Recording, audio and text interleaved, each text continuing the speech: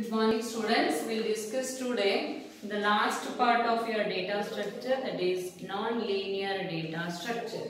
Here the data structures that are arranged or organized in the memory, in which data elements are connected to several data elements through the link, and it is being represented in the memory in the form of parent-child relationship or hierarchical representation. Those data structures are called non-linear data structure. These data structures are not organized in a sequential representation. Not organized in a sequential representation are called non-linear data structure. The non-linear data structures are trees and graphs. Trees and graphs. The name itself was telling a tree. It is organized in a hierarchical representation. Hierarchical representation. Here one tree representation I have written here. A, the data element A, which is connected to B as well as C, and the data element B contains the connection for D, E, F in the downwards and in the upwards with the A. And come to the D, there is no other elements from the downwards, but there is a elements towards the upward called ancestor side, not in the descender side. Then similarly for the F and G also. And this is called a left subtree, this is called as a right subtree. And here A is connected to C, C is connected to G and H is connected to I and J. So what is this? There is no direction. There is no direction, just it is being connected. So when you traverse towards the upward side, then it is called as ancestor. Ancestor, ancestor. When you traverse towards the downwards, then it is called as the descender. Descender. See here, the elements are arranged in the level wise. See here, the A is in the top level, B and C in the second level, and that is below the first level. Then D, E, F, G, H is in the level 3, K, I, J is in the level 4. So if you want to traverse in the tree, if you have to visit A to the B, then B to either D, E, F. If you want to visit for the K, so A will gives you the address of B. B contains the address of D, E and F. D contains only the address of B because there is no child for that. So E will gives you the child node called K. So the traversal from the A to K, it takes A to B, B to E and E to K. This is called height of the tree. Traversal of child node from the root node to the given node. How many levels we have reached, that gives you height of the tree. Height of the tree or a depth of the tree. So before that we will come to the root. What is the root? Root is the topmost node in the tree representation. It doesn't have a parent, it has only the child. It doesn't have a parent, it has only the child. So such a node is called as root node. Then what do you mean by parent node?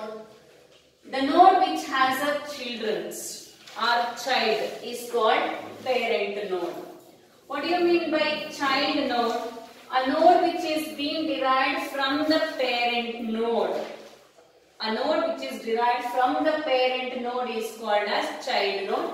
C is a child of A. Similarly, H is a child of C. And I and J are the child of H. So this is called as child node. And what do you mean by leaf node or a terminal node? Leaf node is nothing but the node which doesn't have a child. A node which doesn't have a child nodes are called as leaf node or terminal node. Here we have many terminal nodes. A terminal D is a terminal, K is a terminal, F is a terminal, G is a terminal, I is a terminal, and J is a terminal. These are the terminal nodes. That means the node which doesn't have a child, such a nodes are called as leaf node. What we studied? We studied a root node, that is the topmost node, and a parent node, it has at least one child, at least one or two child. Such a node is called as parent node, and the child should be in the descender side. Ascender side is called a root node or a parent node. So this is A is a parent for the C as well as root for entire tree. And H is a child of C and a parent of I and J. So that is called root node, parent node, and leaf node and child node.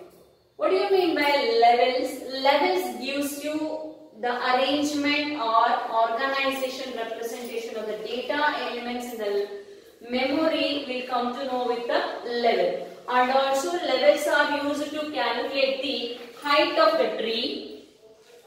Levels are used to calculate the height of the tree or depth of the tree. That means if you want to visit any of the node in the tree, we need to check the address. So this is being implemented with each node is implemented with the data structure called a linked list. So that we will come to know the address of the previous node as well as the forward node. So that it is going to be reached. If I want to visit to the K, I should reach from the root to the second level, from the second level to third level to fourth level. So what is the height of the tree? The longest path of the node present in the tree to visit from the root node to the terminal node is called as height of the tree or depth of the tree. So for this tree, the height of the tree is 4 as well as depth is also 4. Each node we can calculate the height. What is the height of D? Height of D is 3. But the longest path will gives you the exact height of the tree.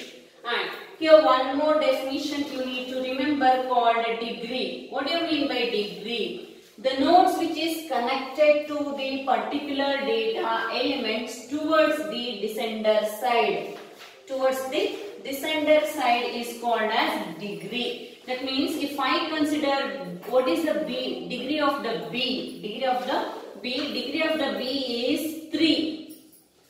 Towards the downwards we have D, E and F. Degree of B is 3. What is the degree of D? 0. What is the degree of E? 1. What is the degree of F? 0. G? 0. I? 0. J? 0. Why? These are the terminal nodes. Terminal nodes degree is always 0. What is the degree of A called root node? It has one left subtree, one right subtree. So 2 children for the A. So the degree of A is 2. And also if I consider this one, this is called subtree. Or branch of the tree. So these are the important definitions you need to remember for the tree. That means root, parent node, subtree, leaf or a terminal node, child node, degree, and how to calculate the degree or give the degree for a particular example. Then height of the tree or a depth of the tree. So why we require the levels in the tree.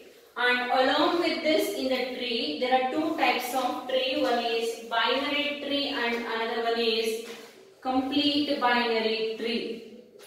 Binary tree and complete binary tree. Binary, the name itself was telling a node.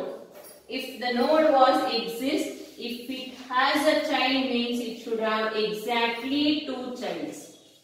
Exactly 2 childs, then such a tree is called as binary tree.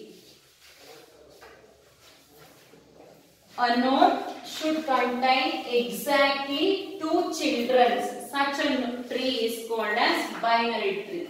What's the difference between complete binary tree and only binary tree? This is only a binary tree. Complete binary tree is also a binary tree, but vice versa is not possible. Vice versa is not possible. Why? A complete binary tree means a level, one level, if has a children's means exactly this also should have a children. Exactly 2. Then this is a complete binary tree. Level 1, level 2, level 3. Each level should have exactly 2 children. Each level should have exactly 2 children. Level 1, 2 children. Level 2, each node with the 2 children. Level 3, all the nodes are terminal nodes. It doesn't have any children.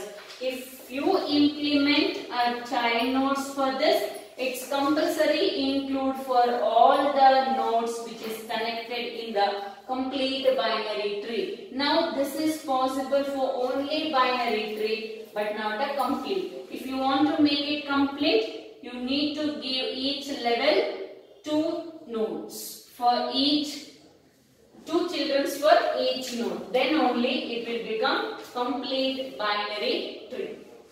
So this finishes your trees concept.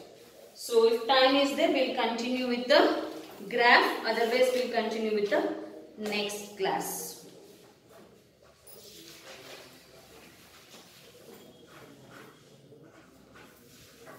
Yes, we'll continue and we'll finish up the topic today. So graph. So graph is defined with G equal to V comma E. That means graph is a set of V called vertices and E called edges. So maybe many definitions we can write for this, but according to the textbook they have not given any more definitions. So simply if the definition of the graph and the directed graph and the bidirected, that is unidirected graph, undirected graph, then those two is enough. So but we'll discuss the topic, but only 2 definitions I am going to give you here. So the graph G is a collection of nodes called vertices, is labeled with the A, B, C, D, and these nodes are connected with the edges. These nodes are connected with the edges. If those nodes are connected with the directed edges, then this is called digraph or directed graph. It is called digraph or directed graph. A graph is a collection of vertices and edges, and those edges are connected with the undirected edges. Undirected edges are called undirected graph. Undirected graph. And one more definition is there, bidirectional graph. Each edge is connected with a bidirectional arrow is called as bidirectional graph, and if it is connected only towards one side, then it is called unidirectional graph. And a graph which is not connected to the one of the vertices, either in the directed arrow or undirected arrow, then this is called as isolated graph. Isolated graph. That means there is no connected for the vertex E from the graph. Then here the vertex E is called isolated. Hence this graph is called as isolated graph. A graph which contains only the vertices without any edges are called as null graph. So only edges cannot be possible without the vertices. So where we are implementing a graph in a traveling salesman problem, to solve the traveling salesman problem and to evaluate the one of the techniques called PERT, program evaluation and review techniques. So these are the applications of your graphs. And also if you go for the higher studies, you have depth first search and breadth first search, DFS and BFS. Two different kinds of searching techniques are there. In that we are using the graph, and to solve the Hamiltonian problem. We are using a graphs. In the higher studies, there is one subject called ADA, Algorithms Designing, Analysis of Algorithms Designing. In that subject, we are going to study more in depth of your graphs, but not here. We have only the definition and directed graph and undirected graph. Then, what do you mean by degree of graph? So there are two degrees here. One is in degree, another one is out degree. What do you mean by in degree, out degree? For here A, there is no in degree. In degree of A is 0 because there is no incoming edge from the other vertex to the A is called in degree. The edge which is going out from the given vertex to the other vertex is called outer degree. In the outer degree of A is 2 because from the A it is going towards the B one edge and one edge towards the C. So outer degree of A is 2. What is the in degree of B? In degree of B is 1, out degree is 1. Why? There is a one incoming edge from the A to B and one outgoing edge from B to D, that is called as out degree. So out degree is 1 and 1. So out degree is 1 and in degree is 1. What is the in degree of E here? Both are 0. Why? It is an isolated graph. The vertex is isolated. There is no incoming edge or outgoing edge. For here, if it is a bidirectional, then the degree, which degree? In degree of A is 2 and similarly out degree is 2. In degree also 2, out degree is also 2. Okay, so these are the important definitions you need to remember here. So if any missing definitions are there, that I will include in the PDF. Just you read the sentence and you will come to know. Then how to visit to the E called path.